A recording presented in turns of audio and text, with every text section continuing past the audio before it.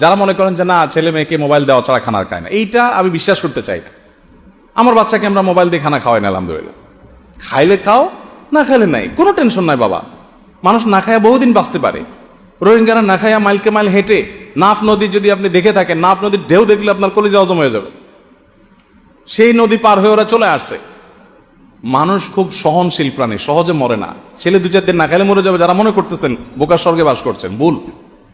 2-4-10 দিন না খাইলে কিছু আসে না, যায় না। মোবাইল ফোনে আসক্তি কেন হয়? কারণ যে আমরা মনে করি যে মোবাইল না দিলে খানা খাবে না। খানা খাবে না, সমস্যা কি? 1 বেলা খাবে না, 2 বেলা খাবে না, 3 বেলা খাবে না, 1 দিন খাবে না, 2 দিন খাবে না, 3 দিনের দিন ও খাবে, ওর আব্বা, ওর আম্মা, ওর দাদা, ওর 14 গোষ্ঠী খাবে। আপনি কোনো ফজিলত বয়ান করা লাগবে না, কয়দিন না খায় থাকবে। সিরিয়াস কথা। ধ্বংস হয়ে যাচ্ছে আমাদের পরিবারগুলো, আমাদের সন্তানরা শেষ।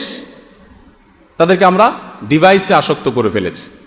এই জন্য আমি বাচ্চাদের মধ্যে কোথাও গেলে আমি জিজ্ঞেস করি আমাকে কে কে চিনো, তো গর্ব করে খুব হাত তোলে। তো যারা চিনে না ওদেরকে ডেকে আমি আলাদা করে আদর করি, এবং তখন অন্য বাচ্চাদেরকে বার্তা দিয়ে দিই। আমি ওদেরকে অনেক বেশি ভালোবাসি, কারণ ওরা মোবাইল দেখে না।